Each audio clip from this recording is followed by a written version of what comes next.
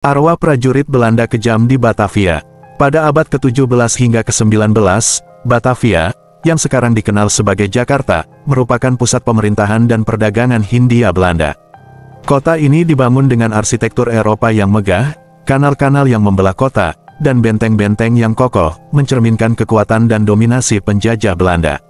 Batavia menjadi simbol kemakmuran dan kekuasaan kolonial, tetapi di balik kemegahannya, tersembunyi ketegangan yang mendalam antara penjajah dan pribumi. Batavia didirikan oleh Verinique d'Ostindische Compagnie (VOC) pada tahun 1619, setelah mereka mengalahkan Kerajaan Jayakarta. Kota ini dirancang menyerupai kota-kota di Belanda dengan jalan-jalan yang rapi, gedung-gedung administratif yang megah, dan rumah-rumah besar milik para pejabat VOC. Kanal-kanal yang membelah kota menjadi jalur transportasi utama dan memberikan nuansa Eropa yang khas. Pelabuhan Sunda Kelapa menjadi pintu gerbang utama untuk perdagangan rempah-rempah, tekstil, dan barang-barang lainnya dari seluruh penjuru Nusantara dan dunia. Namun, di balik keindahan arsitektur dan aktivitas perdagangan yang sibuk, Batavia juga dikenal sebagai kota yang memiliki iklim tropis yang keras, dengan masalah kesehatan yang seringkali menghantui penduduknya. Penyakit seperti malaria dan kolera merajalela, menambah kesulitan hidup di kota yang penuh dengan kemewahan bagi segelintir orang. Batavia juga dipenuhi oleh ketegangan sosial dan ekonomi antara penjajah Belanda dan penduduk pribumi. Kehidupan di kota ini sangat kontras. Di satu sisi, para pejabat VOC dan orang Eropa lainnya hidup dalam kemewahan dan kenyamanan, sementara penduduk pribumi dan budak hidup dalam kemiskinan dan penindasan. Para pejabat Belanda menetap di rumah-rumah besar yang dikelilingi taman-taman indah, menikmati gaya hidup yang mewah dengan pelayan-pelayan pribumi. Di sisi lain, kampung-kampung pribumi yang padat penduduk, penuh dengan rumah-rumah sederhana dan kotor, terletak di pinggiran kota. Pekerja pribumi dipaksa bekerja keras dengan upah yang sangat rendah, dan banyak dari mereka yang menjadi korban perlakuan sewenang-wenang oleh tuan tanah dan pejabat VOC. Ketegangan semakin meningkat dengan kebijakan VOC yang eksploitatif. Pajak yang tinggi, kerja paksa, dan penguasaan tanah oleh Belanda menimbulkan rasa frustrasi dan kemarahan di kalangan penduduk pribumi. Pemberontakan dan perlawanan sporadis sering terjadi, namun selalu ditumpas dengan kekerasan oleh penjajah. Di pasar-pasar, suasana terasa tegang. Pedagang-pedagang pribumi dan Tionghoa berusaha mencari nafkah di bawah bayang-bayang ketatnya pengawasan dan pajak dari VOC. Mereka harus selalu waspada terhadap patroli Belanda yang siap menindak setiap pelanggaran aturan yang ketat. Dalam rumah-rumah pribumi, cerita tentang ketidakadilan dan kekejaman penjajah menjadi topik pembicaraan sehari-hari. Banyak keluarga yang kehilangan anggota mereka karena kerja paksa atau hukuman yang tidak adil. Rasa takut dan marah bercampur menjadi satu, menciptakan suasana yang penuh ketegangan dan kegelisahan. Namun, di balik semua ketegangan dan penderitaan, ada juga semangat perlawanan yang tumbuh di kalangan pribumi. Gerakan-gerakan rahasia mulai terbentuk, dengan tujuan untuk melawan penindasan dan merebut kembali kebebasan mereka. Rumah-rumah pribumi seringkali menjadi tempat pertemuan rahasia, di mana rencana-rencana pemberontakan disusun dengan hati-hati. Ketegangan antara penjajah dan pribumi di Batavia mencerminkan perjuangan yang lebih besar yang terjadi di seluruh Nusantara. Ini adalah kisah tentang ketidakadilan, penindasan, tetapi juga tentang keberanian, perlawanan, dan harapan akan kebebasan yang suatu hari nanti akan terwujud. Pada tahun 1740, Batavia berada di puncak kejayaannya sebagai pusat perdagangan Hindia Belanda. Namun, kemegahan kota ini diselimuti oleh bayang-bayang penindasan dan kekejaman yang dilakukan oleh para pejabat dan prajurit VOC. Salah satu yang paling ditakuti dan dikenal karena kebrutalannya adalah seorang prajurit bernama Jan van der Meer. Jan van der Meer datang ke Batavia pada tahun 1730 sebagai seorang tentara muda. Ia segera naik pangkat berkat keberaniannya dalam berbagai pertempuran melawan pemberontak pribumi. Namun, keberanian ini dibarengi dengan sifat kejam dan tak kenal ampun yang membuatnya ditakuti oleh teman maupun musuh. Jan menetap di sebuah rumah besar di tengah kota, tidak jauh dari pusat pemerintahan VOC.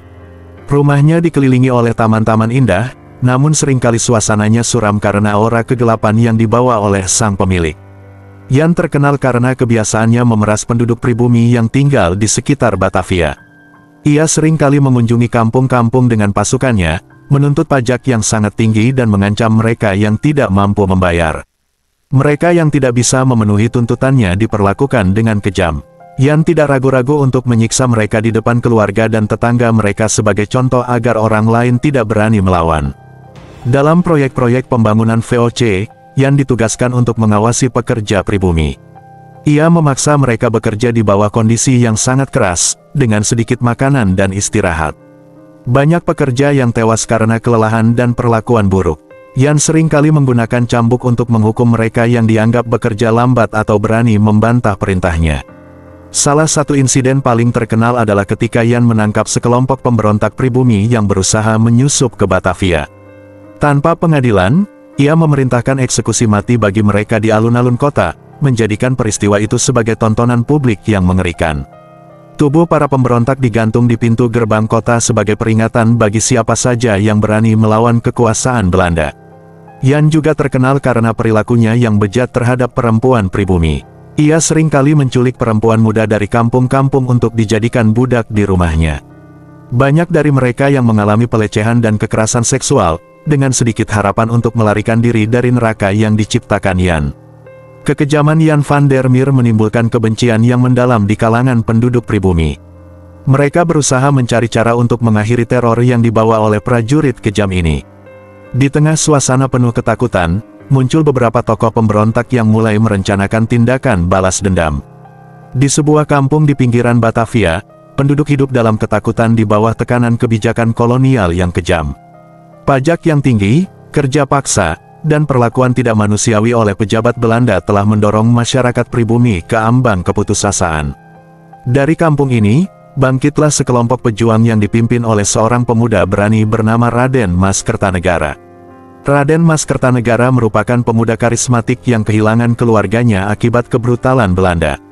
Ia memiliki pengetahuan tentang strategi perang dan sangat bersemangat membebaskan rakyatnya dari penindasan. Ia juga dibantu Siti Rahma, seorang perempuan muda yang memiliki kemampuan pengobatan tradisional dan keberanian yang luar biasa. Ia adalah salah satu pemberontak yang paling setia dan tangguh. Dan ada Ki Jaya, seorang dukun tua yang dihormati, yang memberikan nasihat spiritual dan strategi kepada kelompok pemberontak. Raden Mas Kertanegara mengumpulkan pemuda-pemuda kampung yang berbagi rasa marah dan frustasi terhadap penindasan kolonial. Mereka membentuk kelompok pemberontak kecil yang beroperasi dengan sembunyi-sembunyi. Markas mereka berada di hutan yang jauh dari pengawasan Belanda, tempat mereka berlatih dan merencanakan serangan. Kelompok pemberontak memulai aksi mereka dengan menyerang pos penjaga Belanda yang terletak di perbatasan kampung mereka. Dengan senjata seadanya dan strategi gerilya, mereka berhasil menewaskan beberapa prajurit dan merampas persediaan senjata. Mendengar bahwa beberapa penduduk kampung ditangkap dan disiksa di penjara Batavia, kelompok pemberontak merencanakan operasi pembebasan. Pada malam yang ditentukan, mereka menyusup ke penjara dan berhasil membebaskan para tahanan, termasuk beberapa pejuang yang dihukum mati. Salah satu operasi terbesar adalah penyergapan konvoi pajak yang dikawal ketat oleh prajurit Belanda. Dengan perencanaan matang, mereka menyerang konvoi tersebut di tengah perjalanan dan berhasil merampas hasil pajak yang hendak dikirim ke pusat kota. Hasil rampasan tersebut kemudian dibagikan kepada penduduk kampung yang miskin. Kesuksesan awal pemberontakan meningkatkan dukungan dari penduduk setempat. Namun, semakin besar keberhasilan mereka, semakin ketat pengawasan dan pemburuan oleh pihak Belanda. Jan van der Meer, seorang prajurit Belanda yang kejam, ditugaskan untuk menangkap atau membunuh para pemberontak. Di tengah perjuangan mereka, kelompok pemberontak mengalami pengkhianatan. Salah satu anggota, yang tertangkap dan disiksa oleh Jan van der Meer, terpaksa membocorkan lokasi markas mereka. Pada suatu malam, pasukan Belanda mengepung dan menyerang markas pemberontak. Pertempuran yang sengit terjadi di markas pemberontak. Raden Mas Kertanegara dan para pejuangnya berjuang mati-matian melawan pasukan Belanda yang bersenjata lengkap. Meskipun kalah jumlah dan senjata, semangat mereka tidak tergoyahkan. Dalam pertempuran itu, banyak pemberontak gugur, termasuk Ki Jaya yang berjuang hingga napas terakhir. Raden Mas Kertanegara dan Siti Rahma berhasil melarikan diri dengan beberapa pejuang yang tersisa. Mereka berjanji untuk terus melanjutkan perjuangan, meskipun harus bersembunyi dan bergerilya di hutan-hutan. Tak lama setelah melarikan diri, Raden Mas Kertanegara dan Siti Rahma ternyata kembali dengan kekuatan yang lebih besar. Mereka mengumpulkan warga untuk bergabung dalam pemberontakan lanjutan. Dan kini, Sasaran pemberontakan adalah Jan van der Meer. Di malam yang gelap dan hening di Batavia, terdengar gemuruh langkah kaki yang cepat di sepanjang jalan-jalan yang sepi. Bulan sabit menerangi langit, menyinari rumah-rumah besar yang merupakan tempat tinggal para pejabat Belanda, termasuk rumah megah Jan van der Meer yang terletak di pinggiran kota. Rumah Jan van der Meer yang megah terlihat seperti benteng pribadi di tengah gemerlap kota. Dikelilingi oleh taman-taman indah dengan lampu-lampu kecil yang redup, rumah itu menjadi saksi bisu dari kekejaman dan penindasan yang dilakukan oleh tuannya terhadap penduduk pribumi. Namun malam itu, suasana hening itu terputus oleh kehadiran yang tak terduga. Sebuah kelompok pemberontak pribumi yang dipimpin oleh Raden Mas Kertanegara dan Siti Rahma meluncur dari kegelapan malam, menuju rumah Jan van der Meer dengan hati yang penuh dengan dendam dan keberanian. Dengan diam-diam, mereka menyelinap melewati pagar besi yang mengelilingi taman rumah Jan. Beberapa dari mereka bersembunyi di semak-semak, sementara yang lain merayap perlahan mendekati pintu gerbang. Satu persatu, mereka menyingkirkan penjaga-penjaga keamanan Belanda yang tidak curiga, menggunakan senjata-senjata sederhana seperti tombak dan pisau belati. Ketika semua penjaga telah dihilangkan, Raden Mas Kertanegara memberi isyarat kepada pasukannya untuk melangkah lebih jauh. Mereka masuk ke dalam rumah dengan hati-hati, menghindari lampu-lampu yang redup yang menerangi lorong-lorong gelap. Suasana rumah itu terasa hening, hanya ditemani oleh deru napas mereka yang tegang dan langkah-langkah yang perlahan. Tiba-tiba, ketika mereka mencapai ruang tamu yang luas, seorang pelayan Belanda yang tidak sengaja melihat mereka berteriak terkejut. Sebelum pelayan itu bisa berteriak lebih keras atau melarikan diri, Siti Rahma dengan sigap menutup mulutnya dengan tangannya yang kuat sambil menyeretnya ke tempat yang lebih gelap. Ketegangan di dalam rumah terasa semakin memuncak.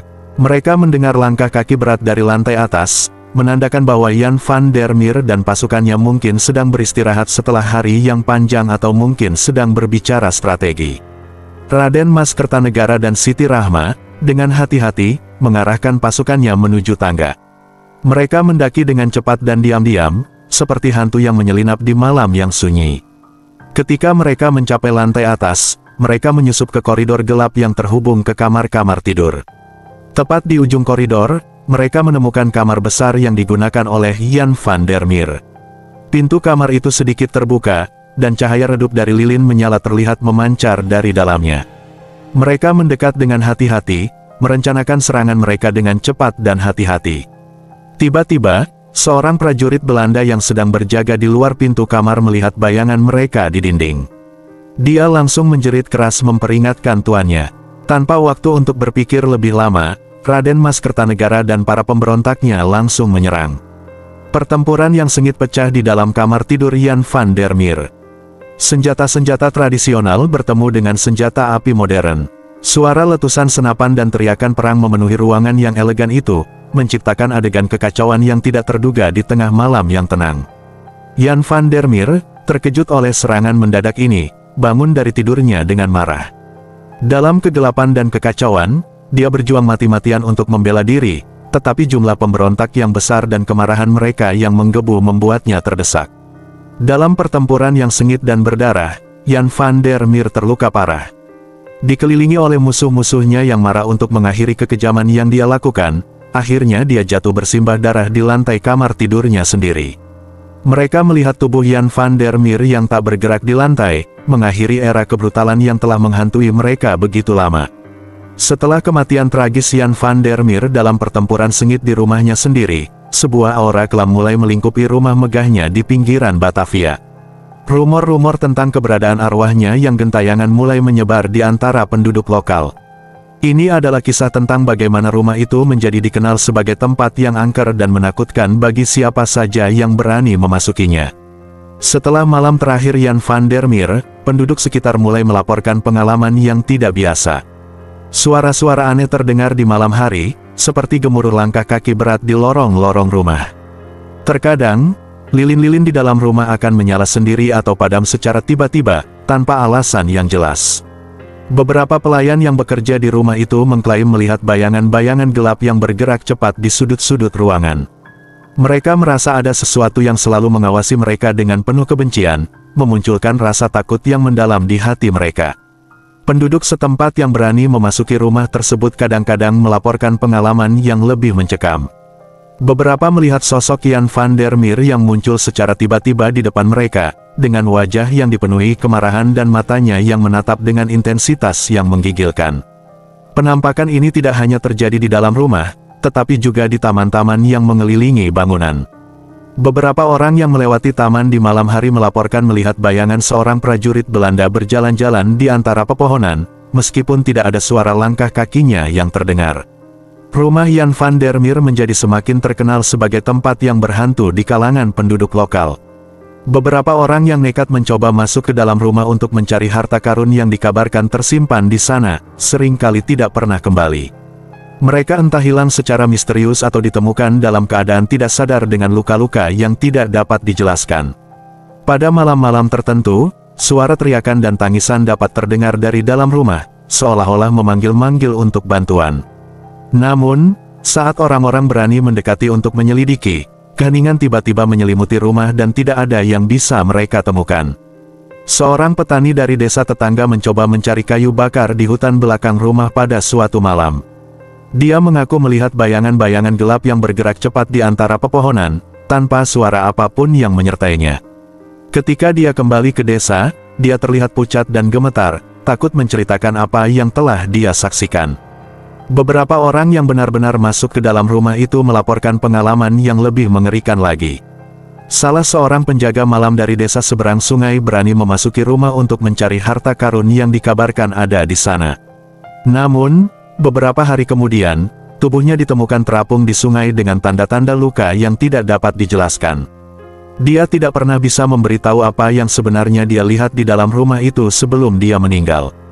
Kejadian paling mengerikan terjadi pada seorang penjelajah dari kota tetangga yang nekat untuk menginap semalam di rumah itu. Dia adalah seorang peneliti sejarah yang tertarik dengan cerita-cerita horor, dan dia merasa bahwa ada kebenaran di balik cerita-cerita tentang arwah Jan van der Meer yang gentayangan. Malam itu, warga sekitar mengaku mendengar jeritan yang mengerikan berasal dari dalam rumah, yang terdengar seperti jeritan kesakitan dan penderitaan yang luar biasa.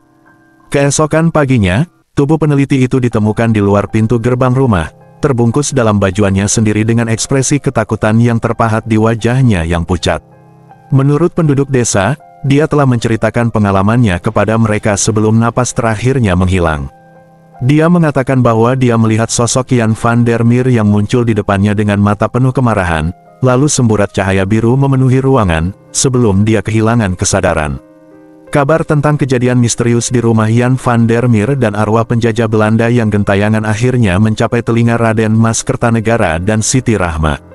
Meskipun mereka telah berjuang mati-matian dalam pemberontakan mereka dan menanggung banyak kesulitan, mereka tidak pernah mempercayai cerita-cerita mistis yang tersebar di antara penduduk sekitar. Namun, ketika berita tentang peneliti yang tewas di rumah itu mencapai mereka merasa perlu untuk menyelidiki sendiri. Dengan hati-hati, Raden Mas Kertanegara dan Siti Rahma memutuskan untuk mengunjungi rumah yang dikenal sebagai tempat yang angker tersebut. Pada suatu malam yang tenang, mereka tiba di depan pintu gerbang besi yang megah yang mengelilingi rumah itu. Bulan sabit menerangi langit, memberikan sedikit cahaya kepada mereka saat mereka mengamati rumah itu dengan hati-hati. "Kita harus masuk dan mencari tahu kebenaran di balik cerita ini," ucap Raden Mas Kertanegara dengan suara rendah. Siti Rahma mengangguk setuju, meskipun dia merasa gugup dengan aura yang menakutkan di sekitar rumah tersebut. Mereka berdua mengelilingi pagar besi dengan hati-hati, mencari tempat untuk masuk tanpa membangkitkan kecurigaan. Akhirnya, mereka menemukan celah kecil di samping pagar dan dengan hati-hati masuk ke dalam taman yang terawat rapi.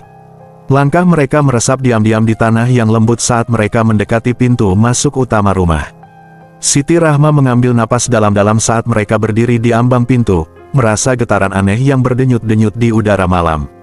Raden Mas Kertanegara menatap ke dalam rumah dengan perasaan waspada yang tajam, siap menghadapi apapun yang mungkin menanti mereka di dalam. Mereka memasuki rumah dengan hati-hati, langkah mereka berat di lantai kayu yang usang. Udara di dalam rumah terasa lebih dingin dari biasanya, menggigit tulang dan menambah suasana mencekam.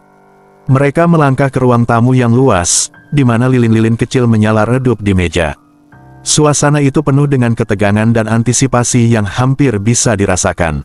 Tiba-tiba, mereka mendengar suara langkah kaki dari lantai atas. Mata mereka bertemu dalam kegelapan, saling bertukar pandang yang penuh pertanyaan. Tanpa aba-aba, mereka berdua naik ke lantai atas dengan hati-hati, mengikuti suara langkah kaki yang semakin dekat. Di ujung koridor yang gelap, mereka menemukan pintu kamar yang sedikit terbuka. Cahaya samar-samar dari lilin di dalamnya memancar keluar.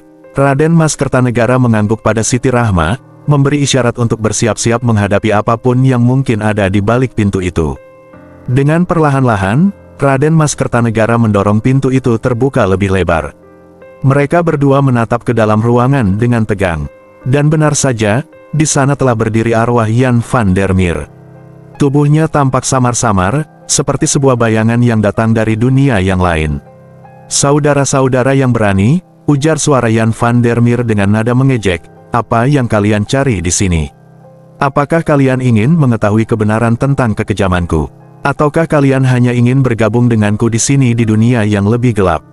Raden Mas Kertanegara dan Siti Rahma merasa tegang, tetapi mereka tidak menunjukkan ketakutan. Mereka berdiri tegak, menghadapi arwah yang tampaknya tidak memiliki niat baik itu. "Kami datang untuk mencari keadilan," ucap Raden Mas Kertanegara dengan suara yang tenang tetapi tegas. "Kami ingin memahami apa yang sebenarnya terjadi di sini dan mengakhiri siksaan yang telah kau berikan kepada penduduk kami." Tawa Jan van der Meer semakin terdengar keras, menggema di ruangan itu. "Keadilan, hahaha, keadilan adalah hal yang hilang bagi orang-orang sepertimu, Raden Mas Kertanegara. Kau hanya akan menemukan penderitaan dan kehancuran di sini." Siti Rahma memandang arwah itu dengan tatapan tajam.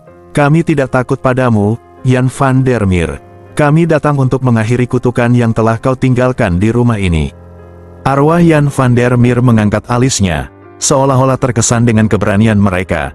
"Kalian berdua memang memiliki tekad yang kuat. Namun, apakah kalian siap untuk menghadapi konsekuensinya?" ujarnya sambil mengambang mendekati mereka dengan gerakan yang mengancam. Arwah Jan van der Meer tiba-tiba menyerang Raden Mas Kertanegara dan Siti Rahma.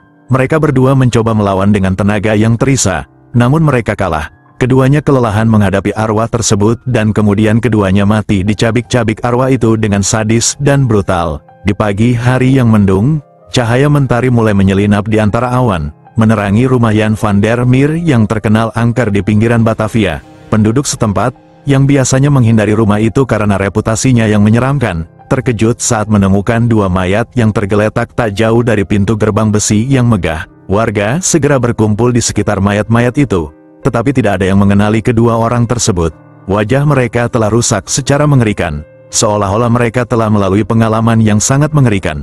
Beberapa orang mencoba untuk mengidentifikasi mereka, tetapi tidak ada yang berhasil. Warga sekitar, meskipun masih diliputi rasa takut dan kebingungan, akhirnya memutuskan untuk menguburkan kedua mayat tersebut dengan hormat. Meskipun mereka tidak tahu siapa kedua orang tersebut, mereka tahu bahwa mereka telah mengorbankan nyawa mereka dalam upaya untuk membawa kedamaian ke tempat yang lama dihantui oleh kegelapan. Setelah itu, arwah prajurit Belanda masih tetap ada dan tempat itu menjadi tempat yang makin angker.